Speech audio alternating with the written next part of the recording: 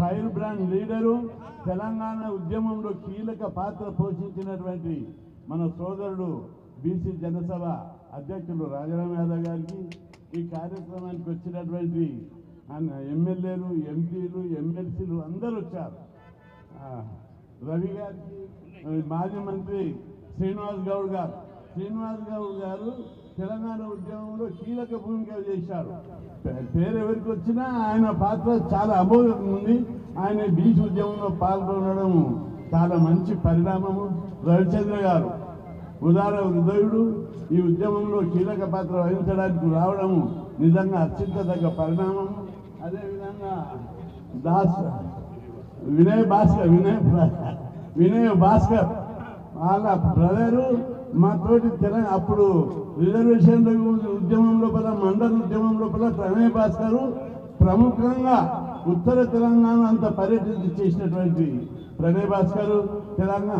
అదేవిధంగా బీసీ సోదరుడు, ఉద్యమకారుడు జాజుల శ్రీనివాస్ గౌడ్ గారికి, రామ్కోటి గారికి, నరేందర్ గౌడ్ గారికి, ఐలేష్ యాదవ్ గారికి, మీ రామ్మూర్తి గారికి, సిద్ధేశ్వర్ గారికి చాలా మంది ప్రముఖులు వచ్చారు. వాళ్ళందరికీ పేరు పేరున ఈ ఉద్యమంలో ఈ కార్యక్రమంలో పాల్గొన్న వారిని చూస్తే తెలంగాణ ఉద్యమం మించి బీచ్చేటట్టు అనిపిస్తుంది.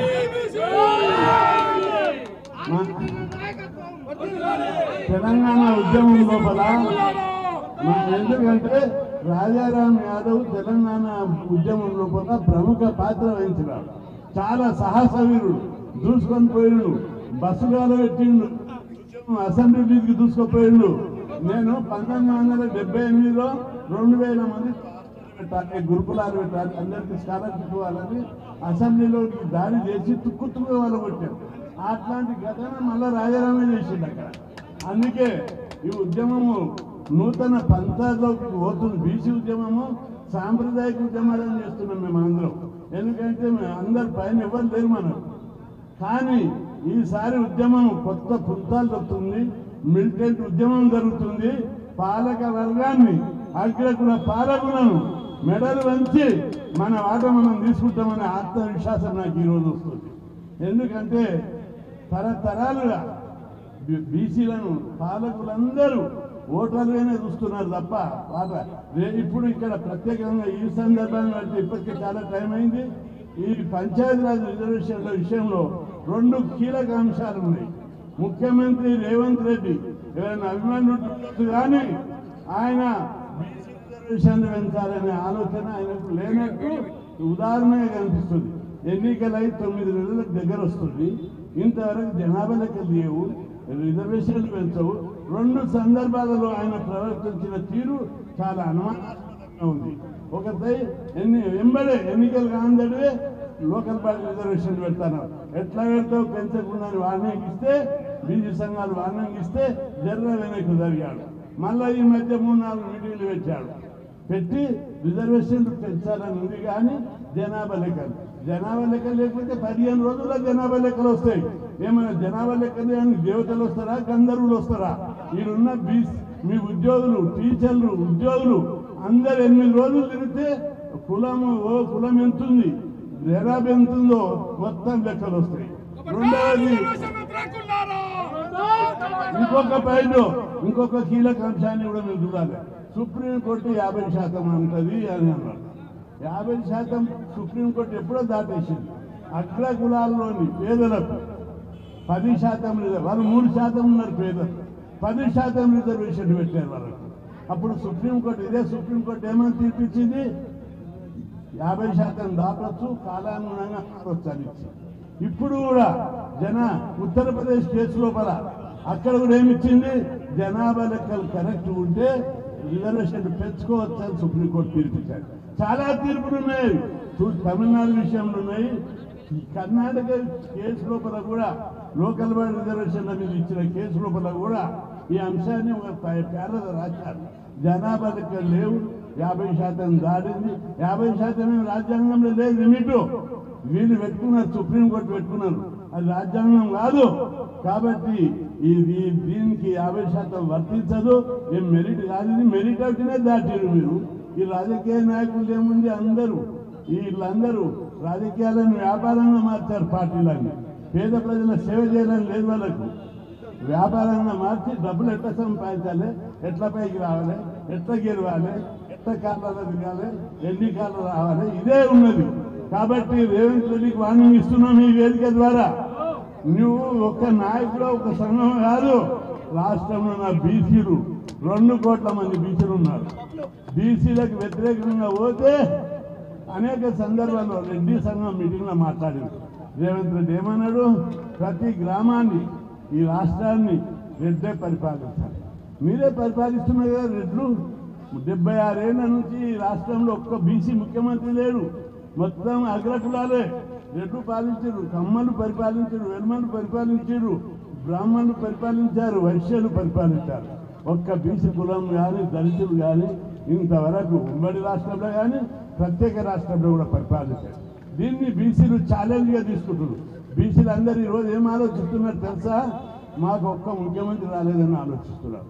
బీజేపీ పార్టీ అక్కడ బీసీ వ్యతిరేక వైఖరి అవలంబిస్తున్నారు. బీసీల ముచ్చట మాట్లాడదామంటే క్వశ్చన్లో రాదు, జీరో వల్ల రాదు. అయినప్పటికీ కూడా బెదిరించి అప్పుడప్పుడు మాట్లాడుతున్నారు. ఇప్పుడు మనం చేస్తున్నా, మనం ఒక రాష్ట్రంలో గుజ్జాలు, జాట్లు, రైతులు, ఇంకా మరాఠాలు వీళ్ళందరూ ఏ విధంగా ఉద్యమం చేశారో మీరు చూడాలి. హర్యానా లోపల జాట్లు ఢిల్లీకి నీళ్లు బంద్ చేశారు. గుజ్జాలు రాజస్థాన్లో రోడ్లు తవ్వి చల్లేసి ఆపేసిర్రు, రైలు ఆపిర్రు, రైలు పట్టాలు తీసేసిర్రు. మరాఠాలు మహారాష్ట్రలో మరాఠాలు వాళ్ళు కూడా తవ్వి రైళ్లు బస్సులు బంద్ చేసింది. అట్లాంటి ఉద్యమ పంతాలోకి మనం అందరం పోవాలి. ఎందుకంటే ఇంతకుముందు చెప్పిన రాజారావు గురించి ఒకసారి 1978 పూర్వం హాస్టళ్ళు, స్కాలర్షిప్లు, గురుకులాలు లేవు. అప్పుడు మాకు కావాలని మేము అడిగితే ధర్నాలు చేస్తే సంవత్సరానికి 3-4 ఇచ్చేది. ఎప్పుడైతే అసెంబ్లీ మీదకి పోయి పడగొట్టామో ఒకటే రోజు 500 ఇచ్చింది. ఇప్పుడు కూడా అంటే మేము నన్ను పడగొట్టమని చెప్తలేను, కానీ ఉద్యమ పంత మార్చాలి. ఒక ఎంపీ ఉండి కూడా నేను చెప్తున్నా, ఉద్యమ పంత మార్చాలి. జాతి ముఖ్యం, వ్యక్తిగత ప్రయోజనాలు కాదు, జాతి ముఖ్యం. కాబట్టి మేమందరం మీకు అండగా ఉన్నాం.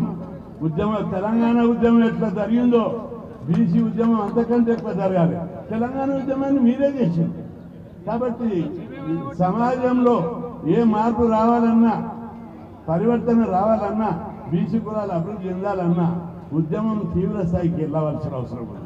బీసీ కులాల ఉద్యమాన్ని ఈరోజు గ్రామాన బీసీ వాదం వచ్చింది, వాళ్ళు పల్లెలు వచ్చింది, పాలక వర్గం అంటుంది. ఆ మధ్య ముఖ్యమంత్రి అంటున్నాడు మీటింగ్లో, ఇంటర్వ్యూలో, ఈరోజు ప్రతి బీసీ చదువుకుంటున్నారు.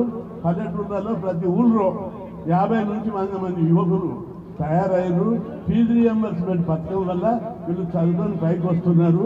ఉద్యమం బీసీ వాదం బలంగా ఉంది, మేము రిజర్వేషన్లు పెంచుతామన్నాం. కాబట్టి మన బీసీ వాదాన్ని మరింత బలోపేతం చేయడానికి నీళ్లున్నాయి, నీళ్లుంటే ఘనరూపం రాదు, దాన్ని కూల్ చేస్తే మంచుగడ్డ అవుతుంది. అట్లాగే బంగారం కఠినూపంగా ఉంటే చేయండి కాదు, పెట్టెలు పెట్టుకుంటే కాదు. మన తెలివితేటలు, మన శక్తియుక్తులు, మన స్వరూపం అట్లాగే దాచుకుంటే మనం పెద్ద లీడరం కాము. బంగారాన్ని ఉంగరం చేస్తే, రింగు చేస్తే, మెడలు వేసుకుంటే, ఆభరణాలు చేస్తే ఆ బంగారానికి రూపం వస్తుంది. మనకున్న తెలివితేటలు, శక్తియుక్తులను మన మనసునే పెట్టుకుంటే రావడం లేదు. అది ఉద్యమ రూపకంగా బయటికి రావాలి. ఒక లెనిన్ లేక, ఒక మావో లేక, ఒక స్టాలిన్ లేక ప్రపంచంలో రష్యాలో పేదరికం లేకుంటే ఎవరు చేసిర్రు? విప్లవం తెచ్చి లెనిన్ చేసిండ్రు. చైనాలో కప్పలు తింటూరి, పాములు తింటూరి, తొండలు తింటూరి. అట్లాంటి పేద దేశంలో ఒకే ఒకడు మావో ఉద్భవించి ఆ దేశ స్వరూపాన్ని మార్చారు. భారతదేశంలో 76 ఏళ్ల తర్వాత కూడా 35% మంది పేదోళ్ళు ఉన్నారు. అజ్ఞానం, పేదరికంగా, అమాయకత్వంగా ఉన్నారు. అగ్రకులాల నాయకత్వంలో ఓటర్లు ఉన్నారు. ఆఫ్రికా ఖండంలో నల్లజాతి వాళ్ళందరూ కలిసి ఉద్యమం చేస్తే ఆఫ్రికా రూపమే మారిపోయింది. అమెరికాలో నిగ్రోలందరూ కలిసి ఆ దేశ అధ్యక్షుడిని ఎన్నుకున్నారు. కాబట్టి ఇక్కడ కూడా మన బీసీ కులం అంతా నల్లజాతి వారి కంటే, నిగ్రోల కంటే తక్కువ కులంగానే మనం చూస్తున్నారు. కాబట్టి మీరందరూ తిరుగుబాటు చేయడానికి సిద్ధంగా ఉండాలి. రేవంత్ రెడ్డి యొక్క ప్రవర్తన తీరు చూస్తే రిజర్వేషన్లు వెళ్తారు. కాబట్టి ఈ ఉద్యమం గ్రామ స్థాయికి రీచ్ కావాలంటే ఇది ఒకటే ఉద్యమం. చట్టసభలు అంటే కొద్దిగా లేట్ అవుతుంది. సర్పంచులు వార్డు మెంబర్ కావాలన్న వాళ్ళందరూ ఈ ఉద్యమంలో పాల్గొంటారు. కాబట్టి 42% రిజర్వేషన్లు పెంచే వరకు రేవంత్ రెడ్డి ఒక్కడే పైన అధిష్టానం రాహుల్ గాంధీ గారు కానీ వాళ్ళందరూ కూడా అనుకూలంగా ఉంటారు. వాళ్ళైనా దిగి రావాలంటే మన ఉద్యమాన్ని బట్టి ఉంటారు. కాబట్టి ఈ ఉద్యమము దేశానికి ఆదర్శం కావాలి, అన్ని ఉద్యమాలకు నాంది కావాలి. కాబట్టి బీసీ నాయకులు అనేక త్యాగాలు చేస్తున్నారు. చాలామంది బీసీ సంఘాలు, కుల సంఘాలు పెట్టి జీవితాలనే త్యాగం చేస్తున్నారు, పోరాటం చేస్తున్నారు. కానీ ఈ సమయంలో, కీలక సమయంలో మనం అందరం పెద్ద ఎత్తున తెగించి సాహసవంతంగా పోరాటం చేయాలని చెప్పి మీ అందరికీ విజ్ఞప్తి చేస్తూ 42% పెంచకపోతే రాష్ట్రం అల్లకల్లోనే రేవంత్ రెడ్డి చేతులుండేది, ఎవరి చేతులుండేది బీసీల చేతకు వస్తుంది.